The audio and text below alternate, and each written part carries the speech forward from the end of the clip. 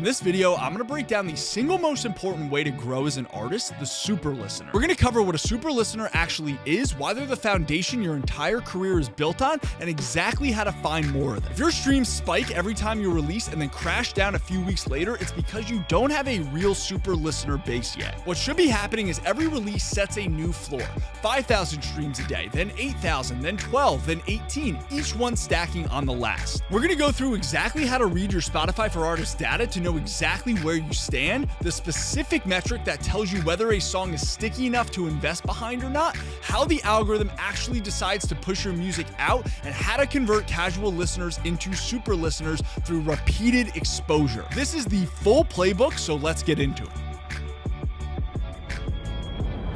Spotify has a metric in your Spotify for Artists called super listeners, and it's useful. It tells you how many people intentionally streamed your music 15 or more times in the last 28 days. But that metric alone doesn't capture what a super listener truly is. A super listener is the person who, when you drop a song, they're listening to it within the first 3 or 4 days. They are streaming from your artist profile because they intentionally searched you up. That's a totally different behavior than someone who heard your song on Discover Weekly and then just let it play out. But the super listener also goes far beyond just streaming. Your super listeners are your ticket buyers. They're buying your merch and they're wearing it out in public. They are the digital street team that's going to go generate free marketing for you every time they put your song on their Instagram story and they go, yo, you gotta hear this. When you release music, these are the people who show up. And when enough of them show up consistently during that initial release window, everything else starts to work. And we'll get into exactly why in a few minutes here. But first, you need to understand that very few artists have a true super listener base. And the difference between passive listeners and super listeners is the difference between a career that spikes and crashes and one that builds long term. A really healthy listener breakdown looks something like this. It's about 25% coming from your artist profile. That is people that are searching you up, going to your page and pressing play intentionally. About 40% of listeners are coming from their own playlist and library. So those are the people that discovered you and then they saved your song to their workout playlist, their driving playlist, their cooking playlist, and they're actively choosing to put your music there, and now you're a part of their routine. About 30% of your streams coming from algorithmic, so that's Discover Weekly, Release Radar, radio. That's Spotify doing its job and rewarding your engagement with new ears.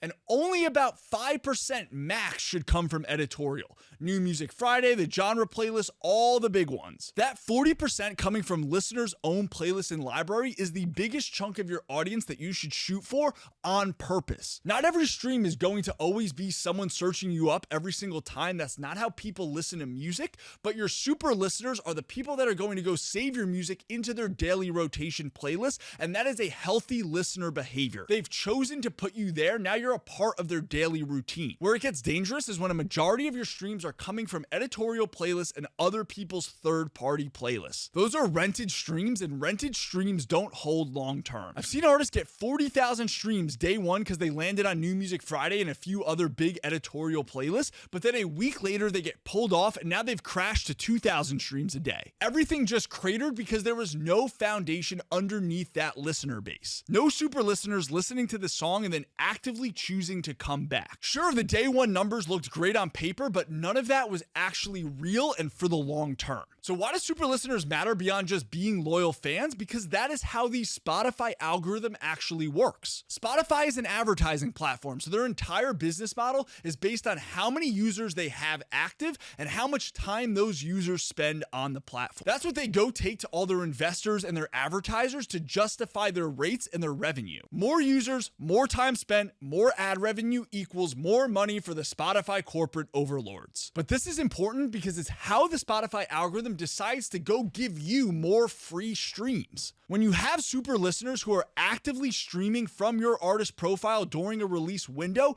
you're proving to Spotify that you have listeners who are spending time on their platform because of you. And when you go prove that to Spotify, they're now incentivized to push your music out to more people who already look like your current super listener base. Because if you've already proven that you can keep people on the platform, chances are those similar listeners will will stick around because of you as well. And that's a win for Spotify, because guess what? That equals more time spent, more users retained, and more money. That's the mechanism so many artists, labels, and managers do not understand. They think the algorithm push is just random or that they can gamify it, but that's not how it works. All it is, very simply, is you have to prove that you have real listeners who actually care, and then let Spotify do the heavy lifting from there. If your super listeners are showing up, streaming from your artist profile, and you're proving to Spotify that people are spending time on the platform because of you, you are going to get that algorithmic push. Spotify is going to go serve your music to new listeners who look like your existing super listeners, and if the song is actually good, if it is a sticky song and those new listeners keep coming back to stream it again,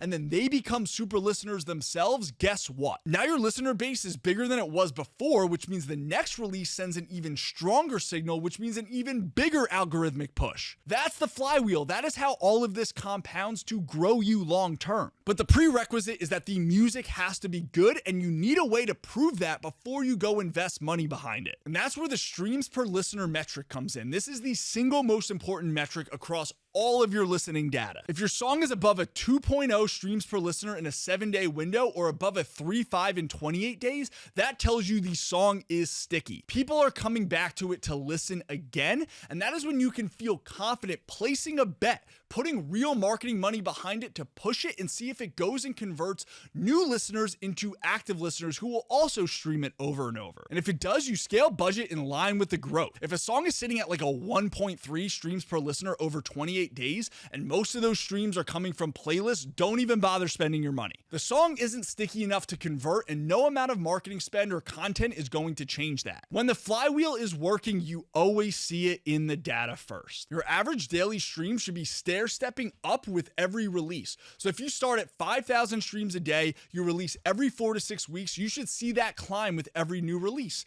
5,000, then 8,000, then 12, then 18,000, then 30,000. Each release should set a new floor, not a spike that crashes back down to where you started a few weeks later. You've got to be setting that new baseline that holds, because those super listeners underneath it all are real. So the entire game just comes down to conversion. But how do you actually turn someone who heard your song for the first time into an eventual super listener? It's the same way any product gets sold. Repeated exposure from different places. Think about how laundry detergent gets marketed. You see a commercial on TV, then you hear an ad on the radio, then there's a billboard on your commute to work, you see a sign at the grocery store, a targeted ad hits your phone from social media. It's the same product being shown to the same person from a bunch of different angles. That is how conversion works. You need to hit the same susceptible audience from enough different places that the product sticks in their mind, and then if they're the right person for that product, they will convert. And music is no different. For an artist, those touch points look like an ad on Instagram, organic content on TikTok, an ad on TikTok, organic content on Instagram, their song showing up in a Spotify algorithmic playlist, influencer marketing, live performances, clips of those performances, fan pages, burners. There are a ton of layers to this. And the key is figuring out what combination of those levers is the right custom system for you specifically, because it's different for every artist and every song. But the principle is the same. You need that same targeted audience seeing you from multiple angles multiple times. And this is where everything ties back together, because if you've done the work to identify who your niche audience is, you know their behaviors, their psychographics, what they respond to culturally, musically, and your song has cleared that streams per listener threshold, so now you know it's sticky enough to put it in front of them multiple times. That's the whole game. Find the right person, prove the song works, and then get it in front of them over and over until they become a super listener.